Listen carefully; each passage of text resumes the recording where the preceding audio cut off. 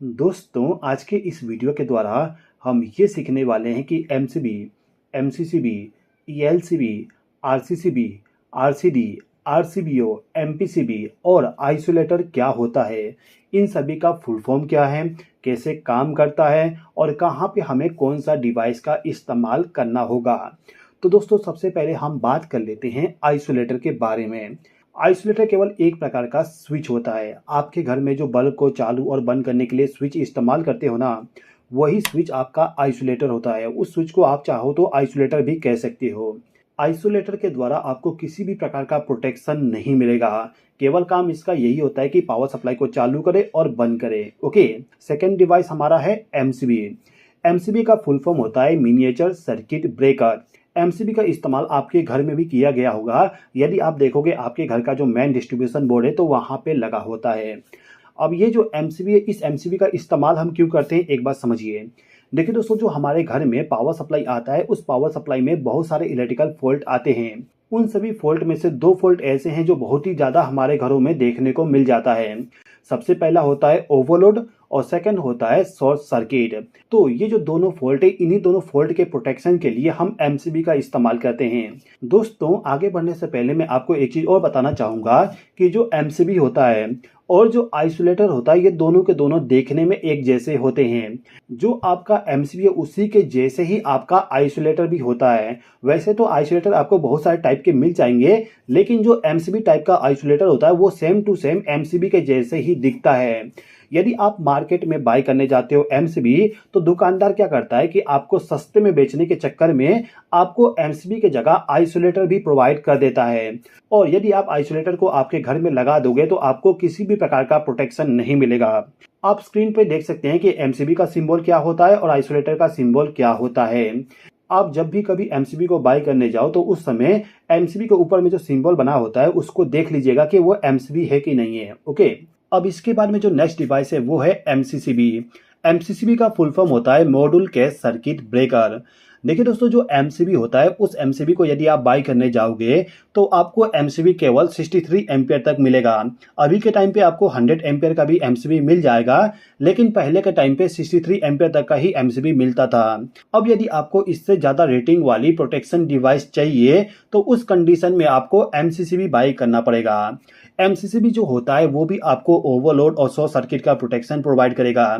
यानी कि आप कह सकते हो कि जो एमसीबी आपको प्रोटेक्शन प्रोवाइड करके देगा, सेम टू सेम आपका जो एमसीसीबी है वो भी प्रोटेक्शन प्रोवाइड करके देगा। वैसे तो जो एमसीसीबी होता है वो आपको मार्केट में 1000 एम्पियर तक मिल जाएगा, लेकिन अभी के टाइम पे यदि आप बाय करने जाते हो तो आपको उससे ज्यादा रेटिंग वाला भी एमसीसीबी मिल जाएगा, क्योंकि अभी के टाइम पे बहुत सारे ऐसे कंपनियां हैं जो एमसीसीबी को 1000 से भी ज्यादा रेटिंग वाली बना रही है। अब इसके बाद में जो नेक्स्ट डिवाइस है ये है आरसीसीबी। आरसीसीबी का फुल फॉर्म होता है residual current circuit breaker. RCCB जो होता है इसको आपको कंपलसरी आपके घर में लगाना चाहिए।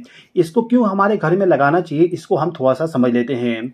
यदि आपके घर में या फिर जो इलेक्ट्रिकल सर्किट है उसमें आपने आरसीसीबी को कनेक्ट करके रखे हो और उस कंडीशन में यदि आप जाके फेस सप्लाई को भी पकड़ लेते हो तो आपको इलेक्ट्रिक शॉक नहीं लगेगा। इलेक्ट्रिक शॉक इसलिए नहीं लगेगा क्योंकि जो आपका आरसीसीबी है, आरसीसीबी आपका तुरंत ट्रिप हो जाएगा। यानी कि आपको इलेक्ट्रिक शॉक से प्रोटेक्ट करने के लिए आपको आपके घर में आरसीसीबी का इस्तेमाल करना चाहिए। आरसीसीबी का काम केवल इलेक्ट्रिक शॉक से प्रोटेक्शन प्रोवाइड करना होता है। यदि आप आरसीसीबी के बारे में पूरा डिटेल से समझना चाहते हैं तो इसका वीडियो मैंने ऑलरेडी बना दिया हूं, उसका लिंक आपको डिस्क्रिप्शन में मिल जाएगा। चलिए अब हम बात करते हैं हमारे नेक्स्ट डिवाइस के बारे में, जिसका नाम है ईएलसीबी। ईएलसीबी का फुल फॉर्म होता है अर्थ लीकेज सर्किट ब्रेकर। ये जो सर्किट ब्रेकर है इसका काम भी आरसीसीबी के जैसे ही होता है, यानी कि इलेक्ट्रिक शॉक से आपको प्रोटेक्ट करना। अब यहाँ पे आप ये सोचोगे कि आरसीसीबी जो होता है वो हमें इलेक्ट्रिक शॉक से प्रोटेक्ट कर रहा है और ईएलसीबी भी हमें इलेक्ट्रिक शॉक से प्रोटेक्ट कर रहा है, तो इन दोनों का नाम अलग अलग क्यों है। देखिए दोस्तों, जो आरसीसीबी और ईएलसीबी है इन दोनों के बीच में दो डिफरेंस बताता हूं, आप समझ जाओगे।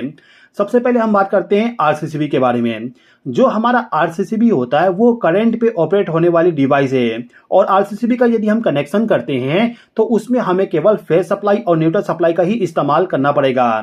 लेकिन जो ईएलसीबी होता है, ईएलसीबी हमारा वोल्टेज पे ऑपरेट होने वाली डिवाइस है और ईएलसीबी का जब हम कनेक्शन करने जाएंगे तो उसमें हमें फेस सप्लाई, न्यूट्रल सप्लाई और अर्थिंग वाले वायर को भी कनेक्ट करना पड़ेगा। इसके अलावा भी बहुत सारे डिफरेंस होते हैं, लेकिन वो ज्यादा इंपॉर्टेंट नहीं है।